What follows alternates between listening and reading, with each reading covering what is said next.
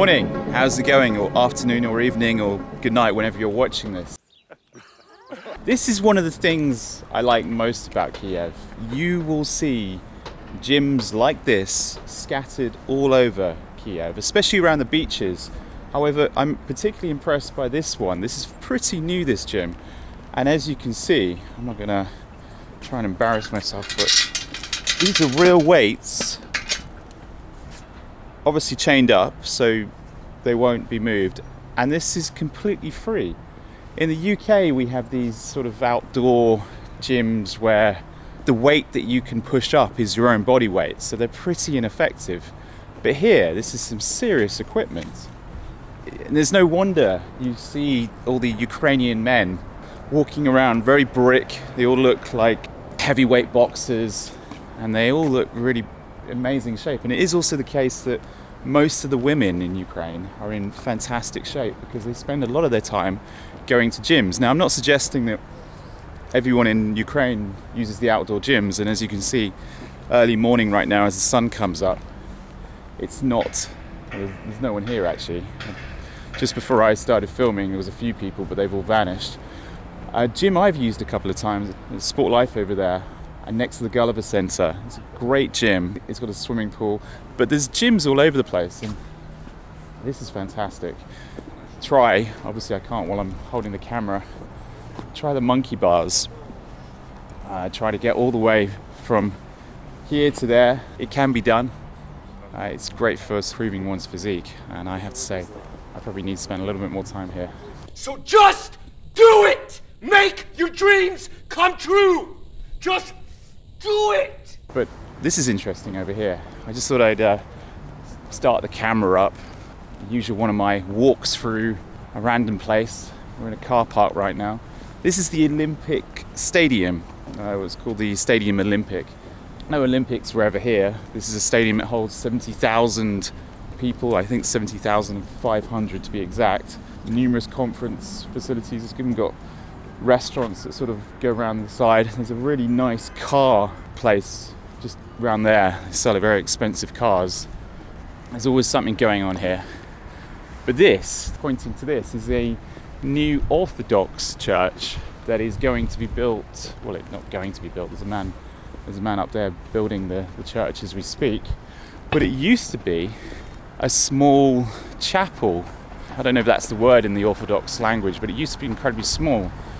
And now it's turned into quite the standout piece. So I'll sort of head out of here. There's always a security on car parks. But when I first saw the dome, and it was before the crosses went up, I did wonder what that was going to be. But with the gold crosses and the fact that there's now some literature on this is going to be the latest Orthodox church to appear in Kyiv, and I think it's obviously going to be a very big religious centre because they've expanded to contain the entire block. We're going to walk a little bit.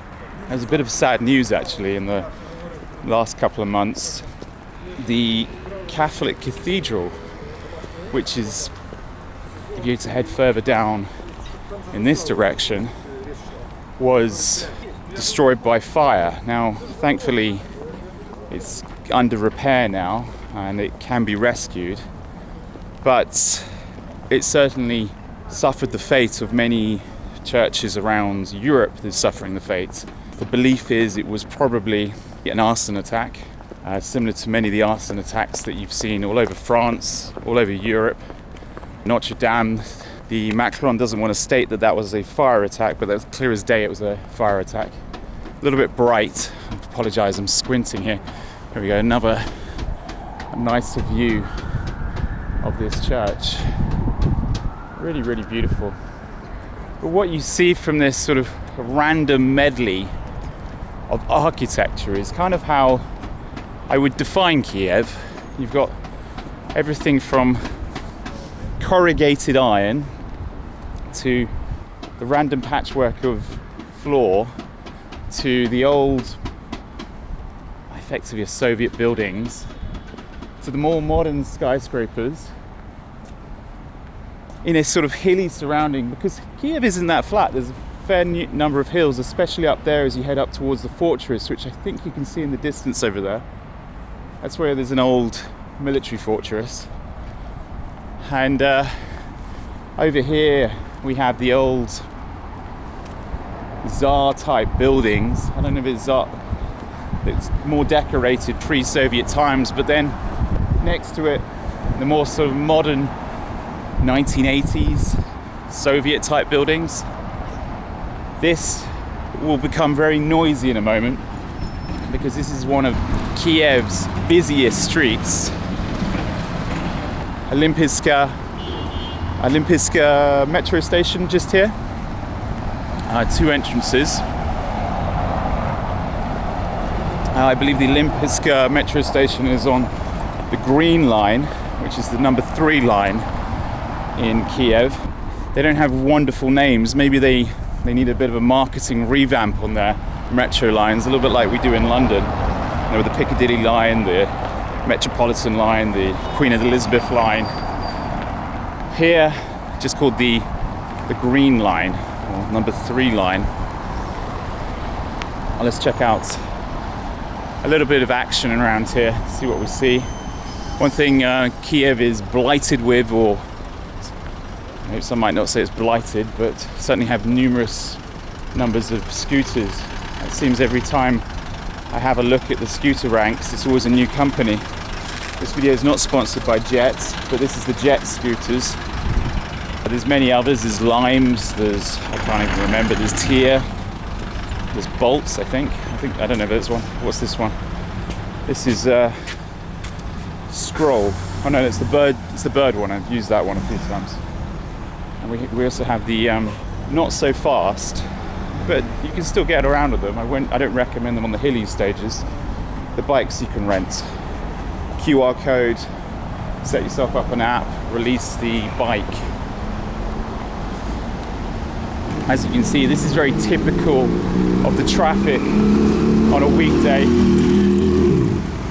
People trying to get to and from their work, to and from places, always busy. And because of the cobbled streets on these main areas, which have slowly changed over the years, there's less cobbled streets than there used to be. Personally, I prefer pedestrian places to have the cobbled streets, the main routes not to have cobbled streets, because it would be a bit quieter. But this remains cobbled for at least the time being.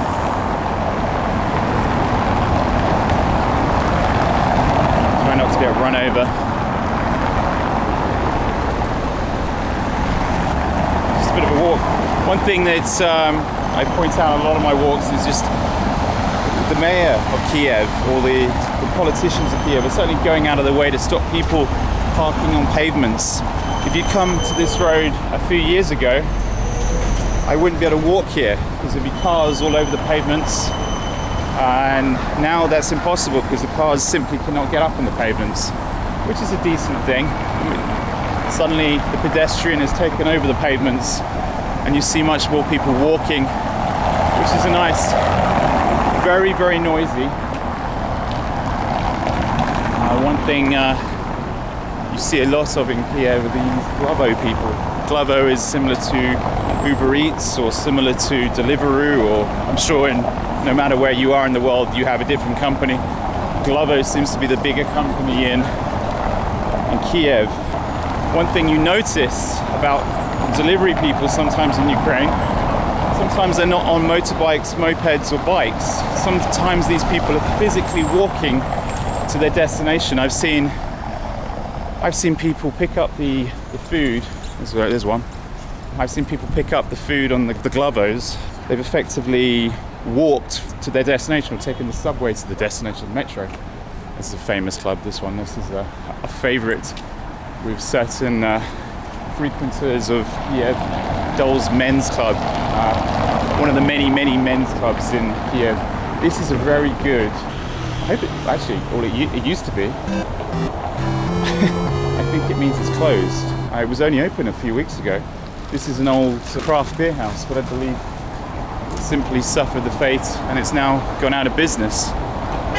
Businesses come and go in Kiev. There's a lot of churn. There's a lot of very entrepreneurial people in Kiev, hence the reason you'll see This to let. Businesses being set up on pavements. A lot of churn. One of the bigger franchise coffee places, Aroma Cava. It's a very big franchise, kind of like their Starbucks. There's more of those than any others in Ukraine and Kyiv. More jet scooters.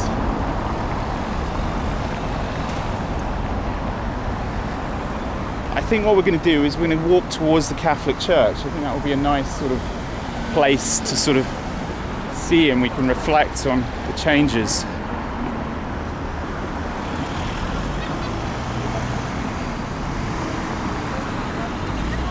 Compared to a lot of cities in the world, I've noticed, or certainly countries in the world, Ukrainian people tend to obey the traffic lights here when it's certainly pedestrians. You know, there's probably a good reason for that. The car tends to be king, and if you're the pedestrian that's walking when you shouldn't be walking, there's a high risk that you're going to get run over, or well, not run over, or hit by a car. But I also think, similar to the USA, if you're seen to be jaywalking or ignoring the traffic lights in Ukraine, and to an Englishman, because as anyone that knows London will know, that we mostly ignore our traffic lights and we cross willy-nilly. We cross wherever, because it's not a crime to cross in the UK. We can cross when it's red, we can jaywalk. But in Ukraine, I think you can get a ticket if you cross when it's green, or you cross when, well, you cross when it's red. So my advice is, as long as you're not in a rush, just enjoy the surroundings and do as the locals do, and resist being the Englishman and wait for the green man. It usually doesn't take that too long.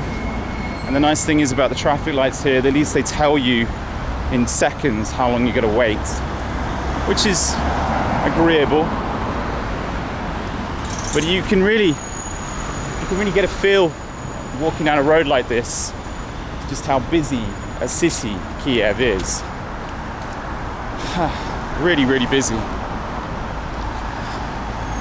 People from all walks of life, rich and poor, as an Uber driver. You see a lot of these signs all over Kyiv. When I first came here, I wondered what it was. It basically means lawyer, solicitor, and they're everywhere. You'll see the signs in apartment blocks. You'll see the signs pretty much on every other building. It seems every other man is a solicitor in Ukraine. What that means, it's not the highest paying job in this part of the world. Whereas in the UK, if you're a lawyer or a solicitor, you earn a fair amount of money. But in Ukraine, that job doesn't pay too well. The jobs that seem to pay well in Ukraine at the moment are those in the IT sector. There's a lot of very successful IT programmers, IT CEOs who set up companies. If you Google Ukraine tech companies, you'll be surprised by how many of them you know. One that you probably use just to type today, Grammarly, was set up in Ukraine, and that's done surprisingly well. And I think, I could be wrong on this one, I think that WhatsApp is connected to Ukraine. I probably need to read over that, but I think that WhatsApp is definitely connected to Ukraine. But there's a lot of tech companies. And now here we are. We're getting closer to the old Catholic Church, and I just want to have a look at what's remaining post the Arson attack. There's been a lot of controversies in recent years, recent months in a way, in regards to the Catholic Church. It could have been for a number of reasons. It could have been, there's a beautiful statue.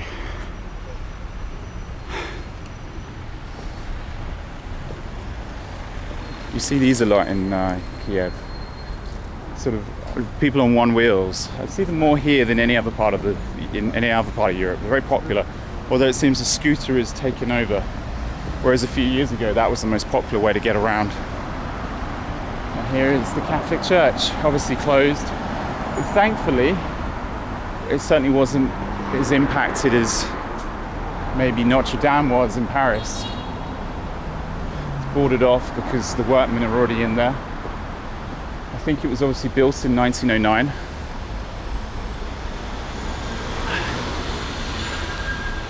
can't go in. But from my understanding was there was a fire gutted the internals of the building.